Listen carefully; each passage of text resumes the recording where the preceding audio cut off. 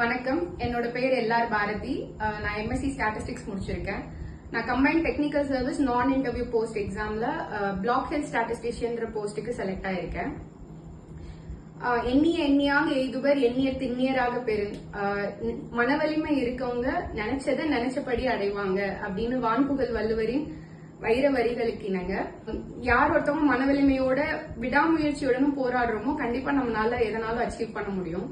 நம்மளோட academy motto கூட consistency, hard work, smart work and சக்சஸ்னு சொல்லுவாரு சார் அடிக்கடி கிளாஸ்ல சொல்லுவாங்க. அது மாதிரி கன்சிஸ்டன்டா நம்ம படிச்சுட்டே இருந்தோம்னா நமக்கு கண்டிப்பா எக்ஸாம் கிளியர் பண்றதுக்கு கொஞ்சம் ஈஸியா இருக்கும்.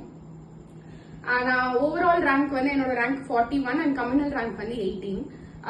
ஸ்டாட்டிஸ்டிக்ஸ்ல வந்து 164 கொஸ்டின்ஸ் 65 கொஸ்டின்ஸ் போட்டிருந்தேன்.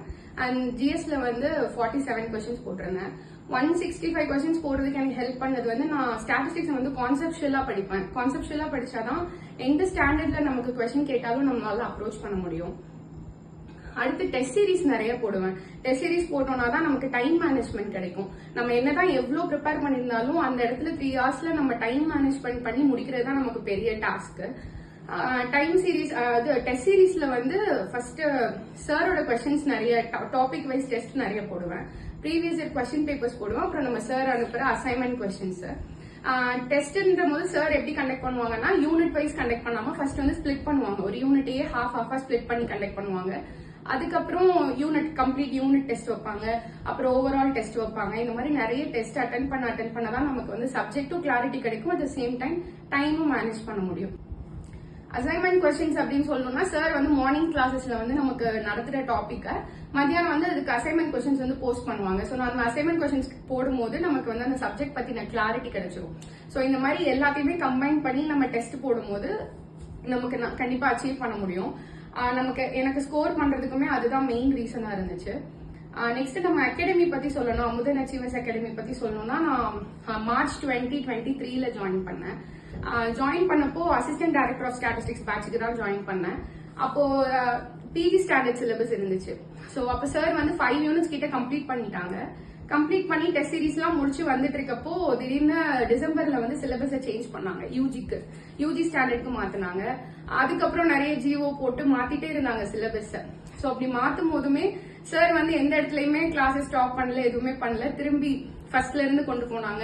மேக்ஸ் பீப்புள் மேக்ஸ் தான் படிக்கணும், ஸ்டாட்டிஸ்டிக்ஸ் தான் படிக்கணும் அப்படின்ற மாதிரி வந்துச்சு. அப்போ அவங்களுக்கு தனி குரூப் ஸ்டார்ட் பண்ணி எங்களுக்கு தனி குரூப் ஸ்டார்ட் பண்ணி நிறைய கைட் பண்ணாங்க. கம்ப்ளீட்டா 2024 எக்ஸாம் முடிகிற வரைக்குமே எங்களுக்கு கைடன்ஸ் கொடுத்துட்டே தான் இருந்தாங்க. அப்புறம் எக்ஸாம் இன்னொன்னு இதுல ஸ்பெஷலா சொல்லணும்னா ஆபரேஷனல் ரிசர்ச் பேப்பர் வந்து நாங்க ஸ்டாட்டிஸ்டிக்ஸ் வந்து கொஞ்சம் புதுசா இருக்கும். ஏன்னா நாங்க அதை அலைடா தான் படிச்சிருப்போம். அந்த பேப்பர் வந்து எனக்குலாம் சுத்தமா நாலேஜே கிடையாது.